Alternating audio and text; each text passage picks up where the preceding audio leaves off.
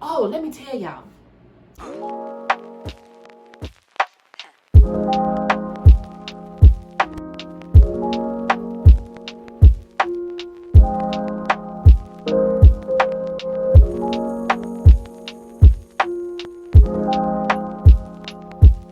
Starting with the latest on Hurricane Sally. Take a look at the satellite image. It shows Sally's fierce lightning activity offshore, and the effects of this powerful storm are already being felt in Pensacola Beach, Florida. You see that right there. 7 tropical systems churning in the Atlantic at the same time. This has been the most active tropical season to date ever recorded, Robin. It certainly has been. Alabama, Mississippi, Louisiana, all under states of emergency this morning. The big concern right now for those states, the potential for that life-threatening storm surge, possible historic deadly flash flooding.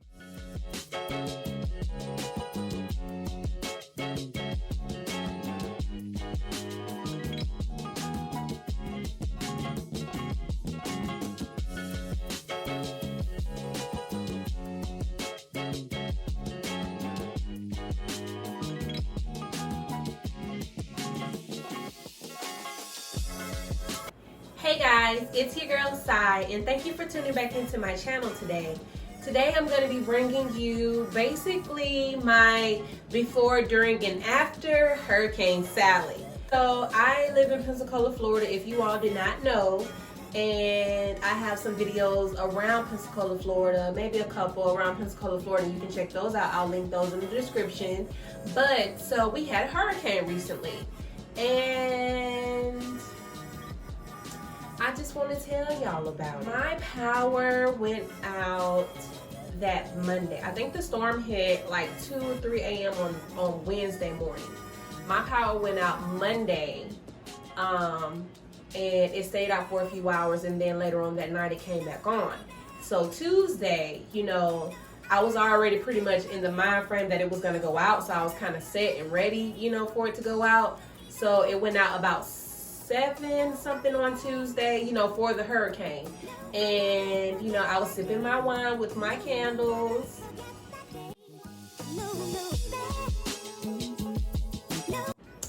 And, it was just like a mood. I had like a mood set in my home or whatever, of course, but it wasn't an intentional mood. It was just because I was in the dark.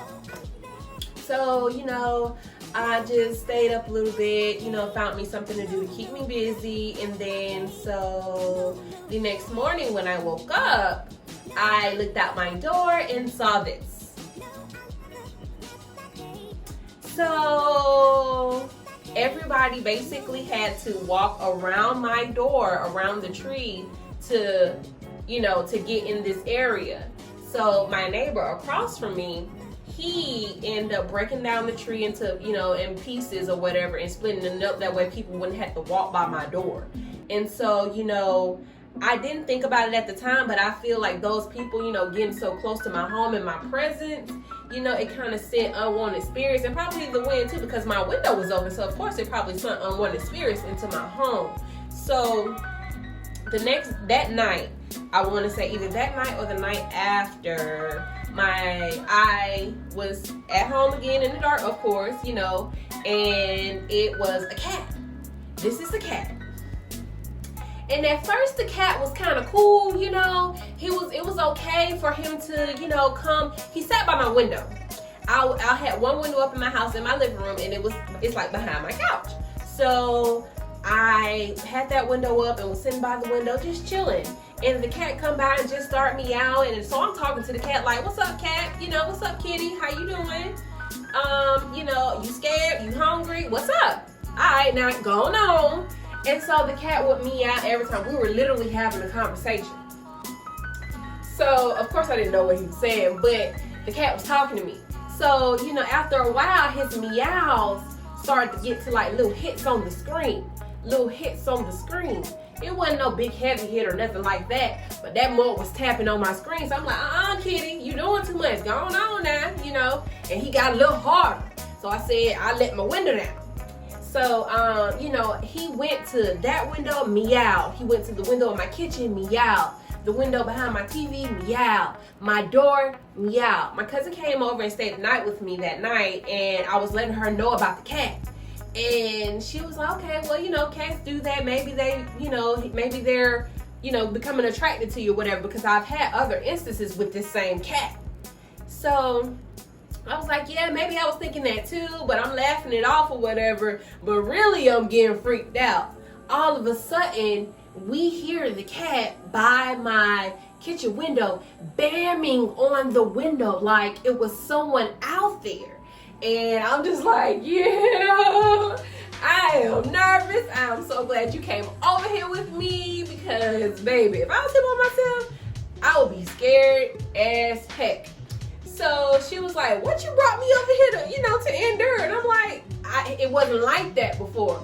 But the cat literally went to every window of my house and every door of my house. I only have one, but still, it went to them. And it was just meowing. And I honestly, don't call me crazy or nothing, but I honestly heard the cat say, it sounded like the cat meowed, let me in. I know what you're thinking. I know what you're thinking. I'm not crazy, but I'm telling you, that's what that cat meowed a few times. It sounded just like, let me in here. So that's the cat or whatever. And I've been seeing the cat, you know, every day. I seen it today. So that was the cat. That was really, really freaky. I end up saging, you know, the next day. And the cat, I had no more experiences with the cat. The cat don't come close to me anymore. The cat basically runs from me now, and that's a good thing, because at first it wasn't running from me. And I don't know why, but it runs from me now. But I've been seeing it every day. So after that, okay, so I really didn't go nowhere till day 3 of the hurricane. I stayed at home with the little supplies that I had. You know, I had company come over in and out or whatever, but not all the time. No one stayed with me the whole time. I was pretty much by myself. So that 3rd day, I went out and got gas first, and I just kind of swooped around in the line real quick, like, and got some gas and filled up, and then I was on a food hunt. I think I went to Winn-Dixie after that just to get some more stuff, because I didn't know, you know, how long I was going to be in the dark and what I needed and everything. So I just went and got some more little snacks and stuff, little stuff that I didn't need to put in the refrigerator or didn't need to heat up. And then, so the next day after that, the National Guard had came in. So basically they were doing this big old like food distribution, and I woke up that morning. They started at 8. I woke up that morning at like 4 or something, and I was gonna go back to sleep, and I was just like, nah, stay up. So it got all the way down to 5:30, and I was like, I'm gonna go back to sleep. And then someone's like, nah, you might as well go and get up, because if you don't get up, then you're gonna be in that long line. I was technically the second car, 3rd person, but the way it went, the people seen one person on the bike, so all the walkers kind of gathered around with him. But I was still the second car. I made it there at 6 o'clock in the morning and only had to wait 2 hours, but it wasn't a long wait, and you didn't have to, you know, stay. The way they were distributing stuff, it was a really good system. So the line moved fast, but that line was really, really long. I sat in another line the next day or next few days or whatever to get some hurricane supplies, like cleanup stuff. They gave us a box of masks and gloves and trash bags, damp red, some goggles, a flashlight with batteries. They gave you 2 loaves of bread. They gave you 4 bottles of water. And this was in the bucket from Lowe's. I lined up at Lowe's, and I wasn't the first person in that line. So that's pretty much how it went. I didn't have any damage to my home. You know, a lot of people had a lot of damage. A lot of people still don't know about Hurricane Sally, you know. And my sister was one who, you know, had damage to her home. She had a tree fall on her home.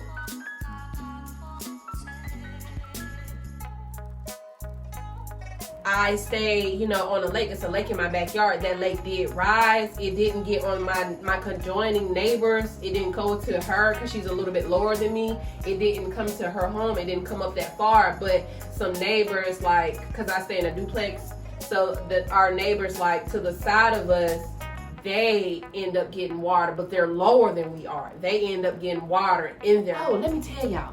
I was people watching in my window. I had started falling in love with people watching. So my two neighbors, my neighbor is a lady who's adjoined to me. She and her family, her brother and whoever else the men were, you know, they're always working in the yard. She has the backyard, I have the front yard, but they're always working. So they came out and, you know, was taking the bigger pieces of the trees, because we have that big tree. They were taking it to the road.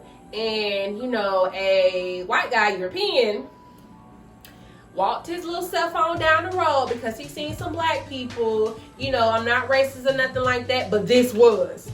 Walked down his little self down the road, and he basically offered, when they went down there to see, you know, what he was talking about, he wanted them to rake up his yard and clean up his yard. He offered them 3 grown people, older than me, older than my dad. They're like my grandparents' age. You get what I'm saying? He offered those 3 grown people $10. Not $10 a piece, $10. The guy, you know, when he walked back, the black man, when he walked back in, they were talking about it. He was saying, you know, I really felt as though he was, you know, insulting our intelligence. And I really didn't like that. They were saying that, you know, he really, you know, was trying to treat us like niggas or whatever like that. And I was just like, yeah, because that was kind of messed up. Like, that's messed up. But, you know, they just kept on doing what they were doing. You know, they were talking about it or whatever. But I don't think they really got really offended, because, you know, that's how some people are. So today, finally, maybe a week later, I got out and started to rake up my yard or whatever. Hey guys, I know I'm sweaty, please don't judge, but I am finally outside this morning cleaning up my hurricane yard, and the cat came and visited me as well. So I'm gonna show you what I've been doing around my yard a little bit.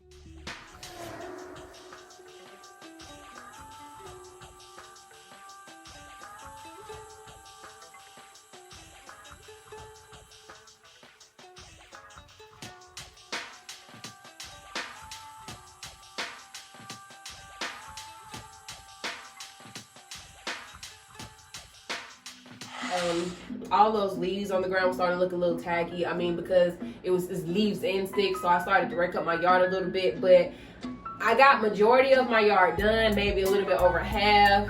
But with my hurt body, I could not finish. I got wore out, so I stopped. My shoulder and my back is killing me right now as we speak.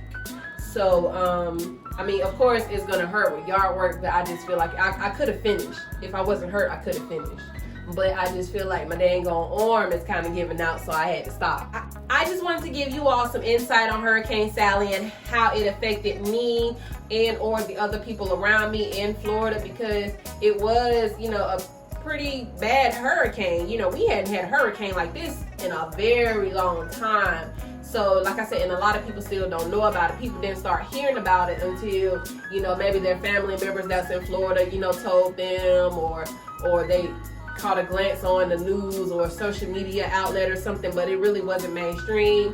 And, you know, come to find out that we're really not going to get any FEMA help for real. So, we're just out here just ass out of gas, if you want to say, excuse my French. But yeah, guys, that's all I have for you today. I just wanted to bring you something on what's been going on with me, my before, during, and after Hurricane Sally. Like I say, I haven't had a lot of change or anything. No damage to my home. My sister's home was damaged. A lot of other homes was damaged. I did have a tree in the middle of, you know, my walkway. But other than that, nothing. Oh, let me show you all what I saw today as I was raking my yard. Okay, stay tuned. Y'all, look what I see. What is it? Oh shit, he almost got ran over. Oh, look at him. I'm scared to touch him though.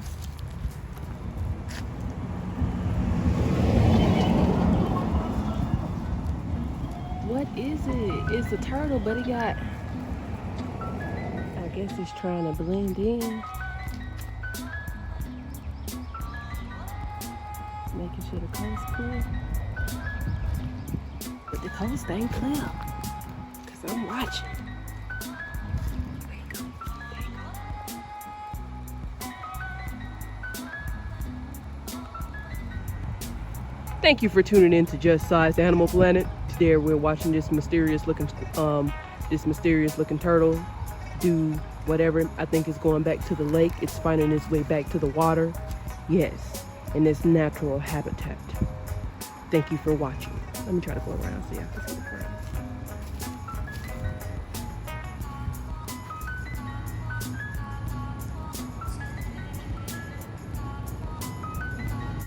See you all next time.